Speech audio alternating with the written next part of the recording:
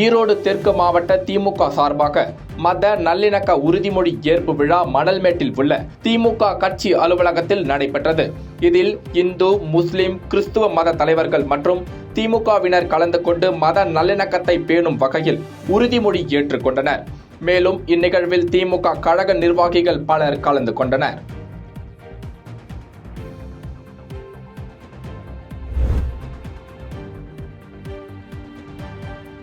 நாமக்கல்லில் உள்ள தனியார் விடுதியில் நாராயணசாமி நாயுடுவின் தமிழக விவசாயிகள் சங்கத்தின் மாநில தலைவர் வேலுசாமி செய்தியாளர்கள் சந்தித்தார்.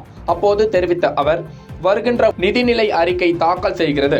இந்த நிதிநிலை அறிக்கையில் தேசியமயமாக்கப்பட்ட வங்கிகளில் விவசாயிகள் வாங்கிய பயிர்க்கடன் மற்றும் பண்ணை அபிவிருத்தி கடன் முழுவதும் தள்ளுபடி செய்ய வேண்டும் உள்ளிட்ட பல்வேறு கோரிக்கைகளை முன்வைத்தார்.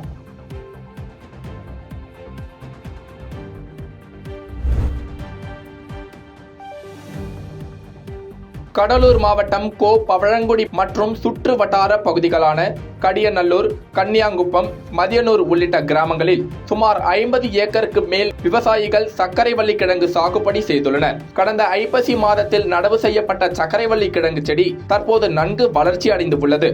மேலும் இந்த ஆண்டு சீரான மழைப்பொழிவும் பனிப்பொழிவும் உள்ளதால் நல்ல விளைச்சலை கொடுக்கும் என அப்பகுதி விவசாயிகள் மகிழ்ச்சி அடைந்து உள்ளனர்.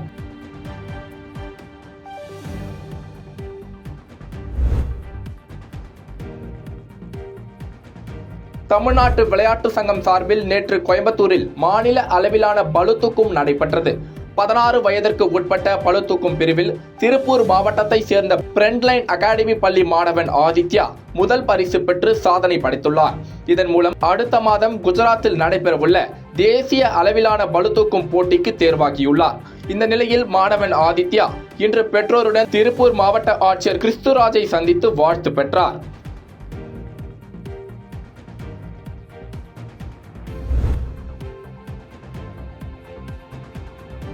திருப்பத்தூர் வட்டாட்சியர் அலுவலகம் முன்பு ஜாக்டோ ஜியோ சார்பில் மறியல் போராட்டம் நடைபெற்றது.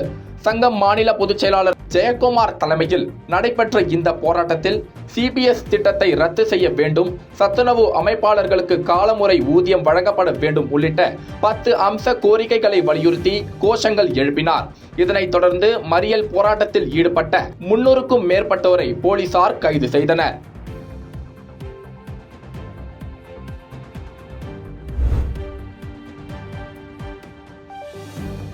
திமுக அரசு தேர்தல் வாக்குறுதியை நிறைவேற்றாததை கண்டித்து தமிழகம் முழுவதும் ஜாக்டோ ஜியோ சார்பில் மறியல் போராட்டம் நடைபெற்று வருகிறது.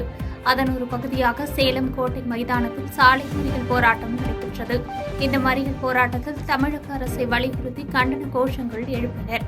தொடர்ந்து மறியலில் ஈடுபட்ட ஆசிரியர்கள் மற்றும் வருவாய்த்துறை ஊழியர்கள் 500க்கும் மேற்பட்டோரை காவல்துறையினர் கைது செய்தனர். மேலும் அரசு ஊழியர்களின் இந்த சாலை மறியல் போராட்டத்தால் பணிகள் முழுமையாக பாதிக்கப்பட்டது குறிப்பிடத்தக்கது.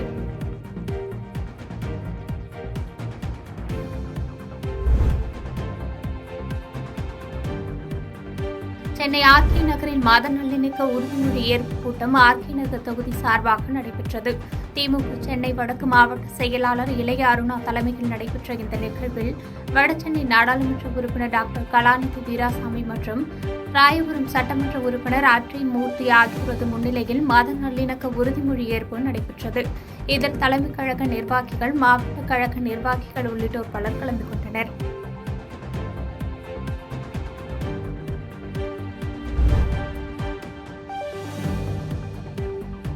செங்கல்பட்டில் ஜாக்டோ ஜியோ அமைப்பினர் சாலை மறியல் செய்தனர். அப்போது பழைய ஓய்வூதிய திட்டத்தை அமல்படுத்த வேண்டும் உள்ளிட்ட 11 அம்ச கோரிக்கைகளை நிறைவேற்ற கோரி ஜாக்டோ ஜியோ, அரசு ஊழியர்கள் சங்கம் உள்ளிட்ட பல்வேறு அமைப்புகள் இணைந்து 500க்கும் மேற்பட்டோர் ஆர்ப்பாட்டம் நடத்தினர். அதனைத் தொடர்ந்து சாலை மறியல் போராட்டத்தில் ஈடுபட்டனர்.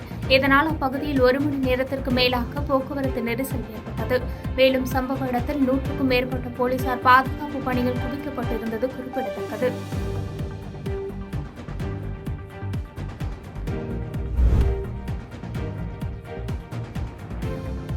கன்னியாகுமரி மாவட்டம் நாகர்கோவில் நாகர்கோவில் அருகே மேலப்பெரு விலையில் அமைந்துள்ள அருள்மிகு முத்தீஸ்வரர் சமேத முத்தாரம்மன் திருக்கோவிலில் குடமுழுக்கு விழா வெகு விமர்சையாக நடைபெற்றது.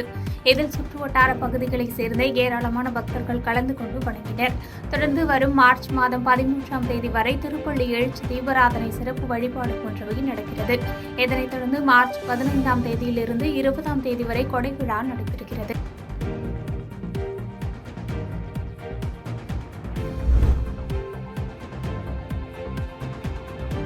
திருப்பூர் மாவட்ட ஆட்சியர் அலுவலகம் அருகே 10 அம்ச கோரிக்கைகளை முன்வைத்து ஜாக்டோ ஜியோ சார்பில் அரசு ஊழியர்கள் மற்றும் ஆசிரியர்கள் சார்பில் 500க்கும் மேற்பட்டோர் சாலை மறியல் போராட்டத்தில் ஈடுபட்டனர்.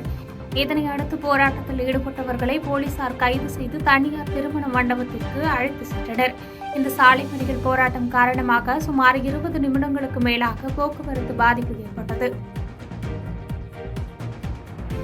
பாதகம் செய்பவரை கண்டால் நாம் பயங்கொள்ளலாகாது பாப்பா, மோதி மிதித்து விடு பாப்பா, அவர் முகத்தில் உமிழ்ந்து விடு பாப்பா.